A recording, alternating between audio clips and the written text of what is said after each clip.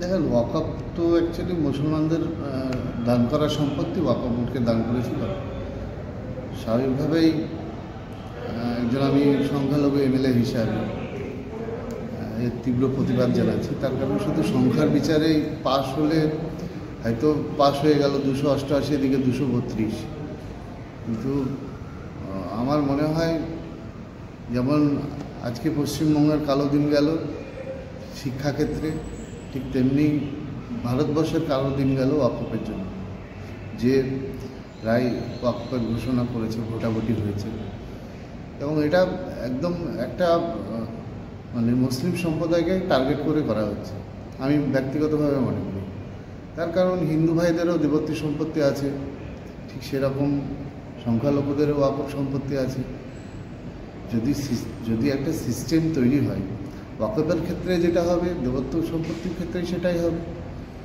আমরা চাই যদি সেইটা হতো তাহলে কিন্তু আমরা মানতাম যে ভারতবর্ষের যে সরকার চলছে, বিজেপি সরকার, তারা সঠিক দিকে যাচ্ছে। কিন্তু আমরা এটা দেখতে পাচ্ছি একমাত্র তাদের চেষ্টাই হচ্ছে সংখ্যালঘুদের উপর আঘাত আনা।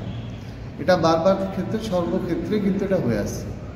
সেভাবে তারা গায়ের আজকে জোর আছে, গায়ের জোরে তারা সংখ্যার জোরে আজকে বিলটা পাশ করে নিল। আগামী দিন আমরা তৃণমূল দলের সদস্য আছি, দল যেভাবে বলবে আমাদেরকে, যে আন্দোলন বা যে প্রক্রিয়া আগামী দিন করতে বলবে, আমরা এলাকাভিত্তিক সেটা করব। এটাই আমাদের করা উচিত, আমি ব্যক্তিগতভাবে মনে করি। আচ্ছা, এখানে একটা জিনিস মনে হচ্ছে না কি, যে হিন্দুদের ক্ষেত্রে যে দেবত্ব সম্পত্তি আছে তার ক্ষেত্রে কোনো এরকম আইন আনা উচিত? আপনার কি মনে হয়? অবশ্যই, যদি মুসলিমদের জন্য আইন আনছে ওয়াকফের ক্ষেত্রে, দেবত্বের ক্ষেত্রে আনা উচিত। তাহলে একটা মানুষ বলে না, এটা সামঞ্জস্য আছে। সেক্ষেত্রে আমরা কিন্তু সামঞ্জস্য দেখতে পাচ্ছি না। আমরা সংখ্যালঘু হিসাবে আমরা এটা ফিল করছি যে আমাদেরকেই বারবার টার্গেট করা হচ্ছে। এটা কিন্তু আমরা ফিল করছি আজকে ভারতবর্ষে, যেহেতু আমরা বোনাফাইড সিটিজেন ভারতবর্ষে, সেহেতু আমাদের অবশ্যই একটা সংখ্যালঘু যারা আছে তাদের ফিল হওয়া উচিত, আমি ব্যক্তিগতভাবে মনে করি।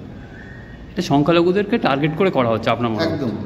তার কারণ এদেরকে যেভাবে হোক দমিয়ে রাখতে হবে ভারতবর্ষে, সেটাই তাদের টার্গেট। কিন্তু দেখেন, আপনি যখন দিল্লি যাবেন, আপনি দিল্লির যে গেট আছে, তখন দেখবেন যে আন্দোলন হয়েছিল ভারতবর্ষের স্বাধীনের ক্ষেত্রে, সব থেকে বেশি আপনি সংখ্যালঘুদের নাম পাবেন সেখানে। তার কারণ এটুকু তাহলে বলা যায় যে ভারতবর্ষের জন্য যারা আত্মবলিদান দিল, এত সংখ্যালঘু, আজকে তাদেরকে কীভাবে ডিপ্রাই করা হচ্ছে ভারতবর্ষের বুকে। এটাই আমাদের আগামী দিনের প্রতিবাদ থাকবে।